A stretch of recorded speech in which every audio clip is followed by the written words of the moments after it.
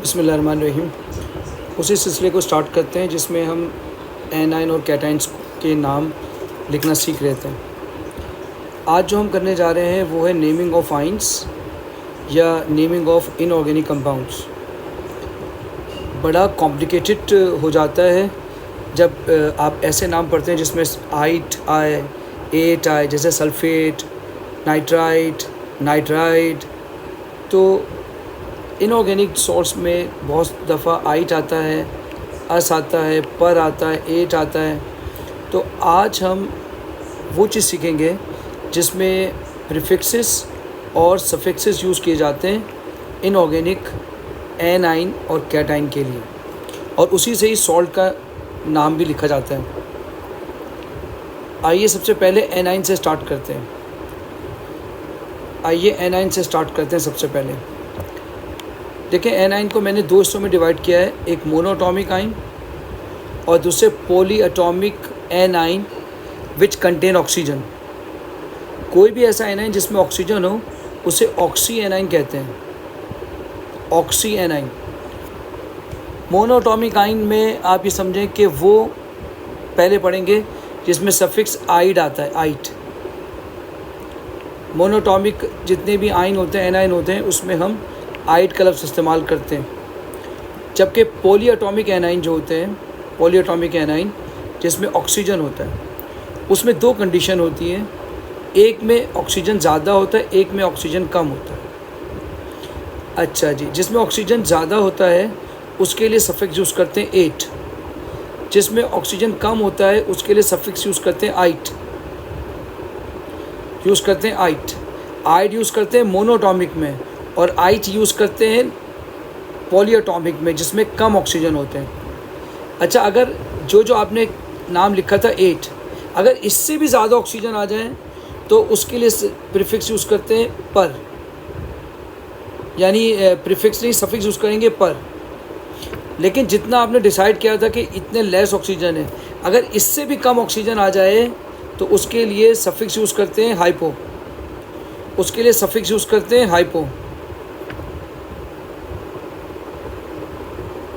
आइए इसकी एग्जाम्पल को देखते हैं। पहले हम देखेंगे मोनोटॉमिक में। हाइड्राइड का मतलब है H नेगेटिव, फ्लोराइड का मतलब होता है F नेगेटिव, ब्रोमाइड है Br नेगेटिव, क्लोराइड है Cl नेगेटिव, आयोड, सब में आइड आ रहा है। क्यों? क्योंकि ये मोनोटॉमिक एनाइन है। Iodide I minus, oxide O2 minus है, मोनोटॉमिक चार्ज 2 माइनस है। सल्फाइड फिर आइड आया 2 माइनस, नाइट्राइट फिर IDE आया 3 minus, nitrogen 3 minus, phosphide 3 minus, carbide 4 minus. आपने देखा कि मोनोटॉमिक के अंदर जितने भी एनाइन हैं वो एटॉमिक फॉर्म में, और चार्ज उसके ऊपर नेगेटिव आ रहा है। अब आ जाए पॉलीएटॉमिक में एक है नाइट्राइट, एक है नाइट्रेट। अगर ऑक्सीजन कम हो तो वो आइड बन जाता है, लेकिन ऑक्सीजन ज़्यादा हो तो वो एट बन जाता है, एट। एंड नाइट्रोजन के साथ 2 ऑक्सीजन आइड, नाइट्रोजन के साथ 3 ऑक्सीजन एट। इसी तरह से सल्फाइड है, 3 ऑक्सीजन सल्फाइट, 4 ऑक्सीजन सल्फेट। ये थे मोनोटॉमिक एनाइन और पॉलीएटॉमिक एनाइन जिसमें ऑक्सीजन है, यानी ऑक्सीजन कंटेनिंग पॉलीएटॉमिक आइन। आइए देख लेते हैं हाइपो और पर। क्लोराइड ये ITE है, इसका फॉर्मूला है ClO2 माइनस। क्लोरेट में एक ऑक्सीजन ज़्यादा होगी। अब आप देखें, ये क्लोराइड है, ये क्लोरेट है। अगर इससे एक ज़्यादा हो जाए या इससे एक कम हो जाए तो हाइपो और पर बन जाएगा। ये देखें, इससे एक ऑक्सीजन मैंने कम कर दी तो ये हाइपोक्लोराइड हो गया। अगर क्लोरेट से एक ऑक्सीजन मैंने ज़्यादा कर दिया ऐसे, तो ये क्या बन गया, पर क्लोरेट, यानी क्लोराइड से कम, यानी क्लोराइड से कम हाइपोक्लोराइट, और क्लोरेट से ज़्यादा पर क्लोरेट।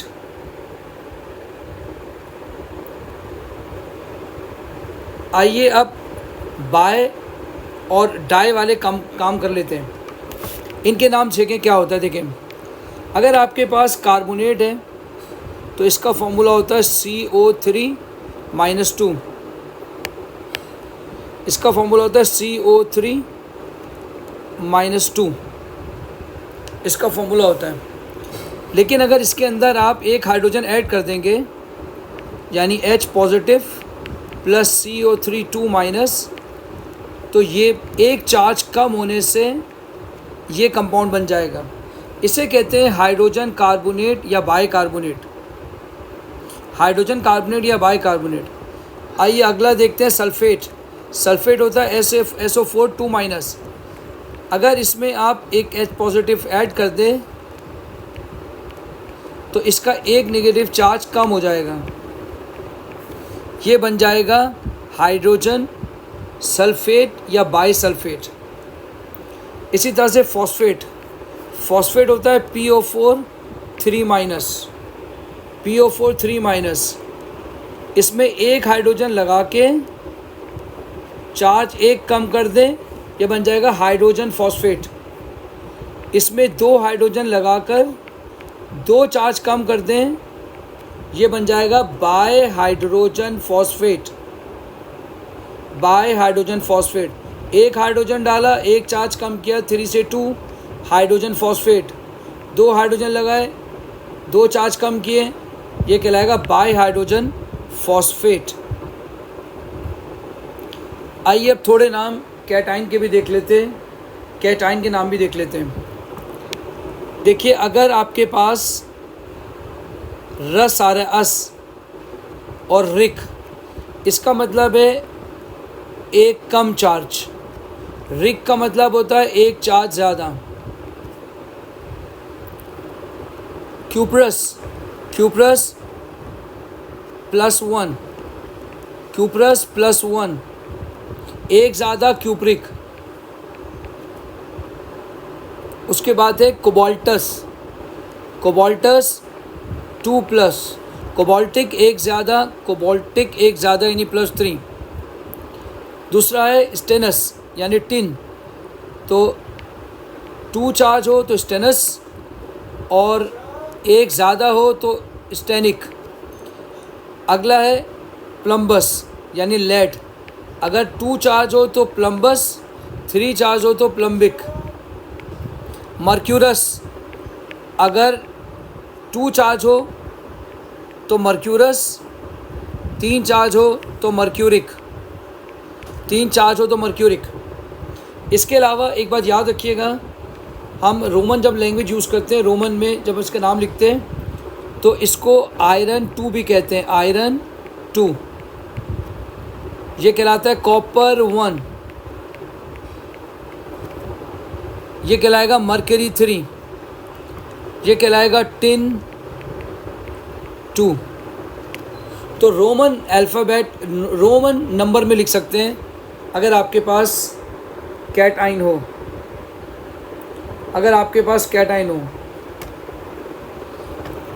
अब आइए इससे नाम लिखना सीखते हैं। ये सब चीज़ों से हमें कैसे मालूम चला, नाम कैसे लिख सकते हैं, नाम कैसे पढ़ सकते हैं। अगर आपके पास लिथियम है और फ्लोराइड, राइट -1, तो फॉर्मूला बन जाएगा लिथियम फ्लोराइड।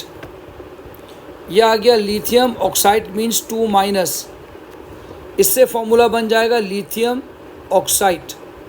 ऑक्सीजन की वैलेंसी लिथियम के नीचे, लिथियम की वैलेंसी ऑक्सीजन के नीचे। अब अगला आ जाइए ब्रिलियम फॉस्फाइड, यह आ गया ब्रिलियम 2+ चार्ज, फॉस्फाइड 3- चार्ज, इससे फॉर्मूला बन गया ब्रिलियम फॉस्फाइड। इसी तरह से बोरोन बोरोन फॉस्फाइड 3+, फॉस्फाइड 3-, दोनों की वैलेंसी कैंसिल हो गई, Bp इसका नाम बन जाएगा।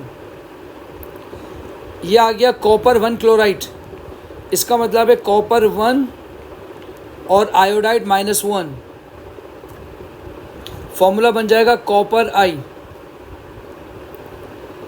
अब आ जाइए आयरन 3 ऑक्साइड या आयरन 3 फॉस्फाइड, ये आयरन 3 है, ये ऑक्साइड 2- है, इससे आ जाएगा फॉर्मूला Fe2O3।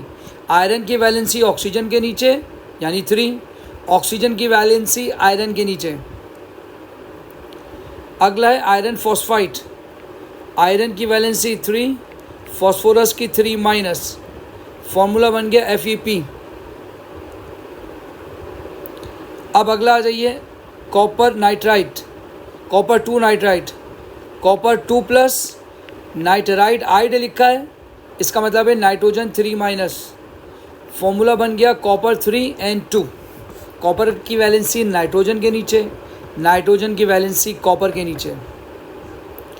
अब आ जाइए magnesium iodide, magnesium +2, iodine -1, magnesium की वैलेंसी आयोडीन के नीचे, आयोडीन की वैलेंसी मैग्नीशियम के नीचे, फॉर्मूला बन गया Mgi2। अब आइए कैल्शियम फॉस्फाइड, कैल्शियम +2, फॉस्फाइड 3- या 3- या -3, कैल्शियम की वैलेंसी फॉस्फोरस के नीचे, फॉस्फाइड की वैलेंसी फॉस्फोरस की वैलेंसी कैल्शियम के नीचे, फॉर्मूला बन गया कैल्शियम फॉस्फाइड Ca3P2। इस तरह से हमने ये डिफरेंट कलेक्ट कर लिए हैं, सारे डिफरेंट नेम्स इसके कलेक्ट कर लिए। इस तरह से हमारा वो चैप्टर जो नेमिंग का था एनाइन और कैटाइन से इनऑर्गेनिक सॉल्ट्स का, वो ख़त्म हो गया।